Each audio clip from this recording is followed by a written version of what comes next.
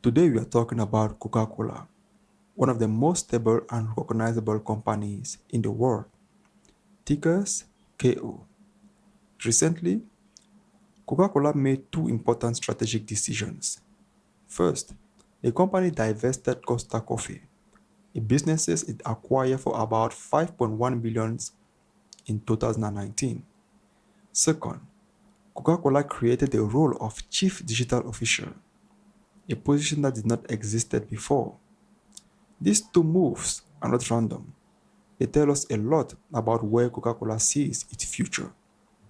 Costa Coffee was Coca-Cola's attempt to compete in the retail coffee space, a very different business model from beverages. Coffee chains require heavy operations, physical locations, labor, and high fixed cost. By stepping away, Coca-Cola is signaling a return to what it does best: branding, distribution, and scalable products. At the same time, creating a chief digital officer role shows Coca-Cola is doubling down on data, digital marketing, AI demands forecasting, and consumers analytics. This is not about growth hype. This is about efficiency, margins, and long-term relevance. Now, let's see how the market is reacting on the chart. Okay, looking at the chart, AO, on a daily time frame, we can clearly see one thing. Coca-Cola is not a high volatility stock. Of course, it's a defensive and dividend paying company, often used by institutions during uncertain markets. Price generally move inside a structural range, respecting clear support and resistance. When we come here and try to look at the weekly, we have a continuation. No lows are broken because it's a structural market, conservative, not chasing growth, not chasing trends. No lows are broken. We still have lows, lows, lows. But the digestion suggests one and investors are watching the reaction. What happened recently is the price came to this major support level and the volume spiked directly. And based on this, the price can directly come here, not the all-time high, but near. Because after hitting this level, with this high created by this order block, the price can continue higher and come here. But let's deep down to the daily time frame. Why this move can be risky? First thing first, we still have a value gap here not completed. So investors are watching. They want to see if the digestion has value. Because if the price continue and come here and create and use this as inducement, price can come and continue higher. This is the most probable scenario. But if the price come here and break this major level of support and resistance, investor will definitely try to see if the digestion really has value. But technically, we know that price are moving based on liquidity and continuation. So we can, based on the chart, we can check whether there is a liquidity lying somewhere that price can come and collect before continuation. When we check those liquidity, we have to go maybe on the 4-hour time frame.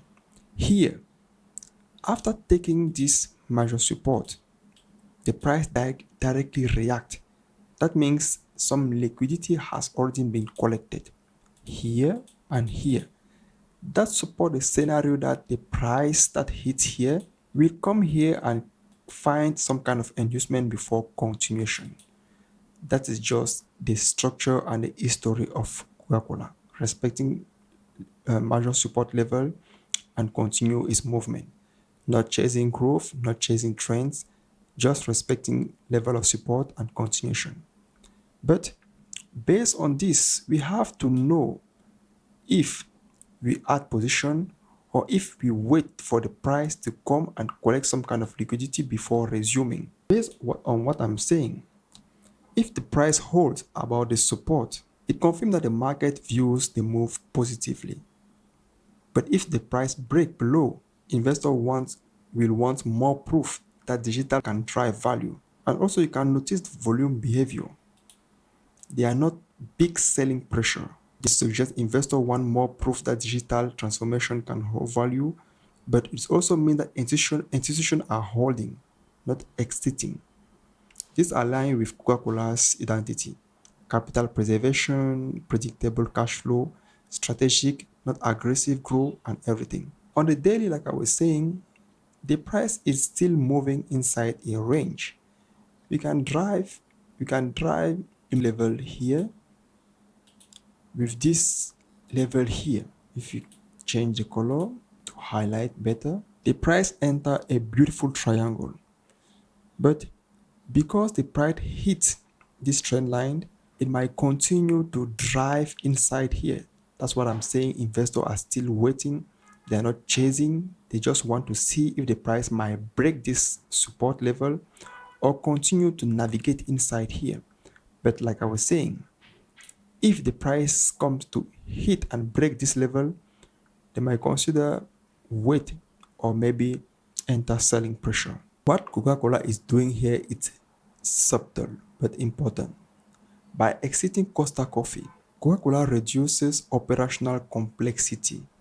By appointing a chief digital officer, it modernizes its decision making.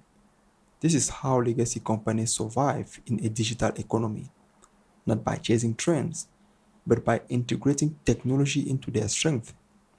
From a market perspective, this keeps Coca-Cola attractive to long-term investors, dividend investors, and risk-averse capital during volatile cycles. This is not a story of explosive growth, it's a story of longevity. In sum, Coca-Cola recent moves show discipline, not desperation. Divesting Coca-Cola Coffee simplifies the business. Creating a chief digital officer role prepares the company for the next decade. The chart reflects that balance. No excitement, no fear, just structure. So here's the real question for investors. Do you prefer companies chasing growth at any cost or companies quietly optimizing for long-term survival?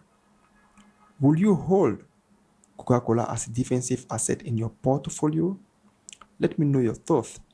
And if you want deeper chart-based analysis on other global companies, don't forget to subscribe, like, and comment. Thank you for watching.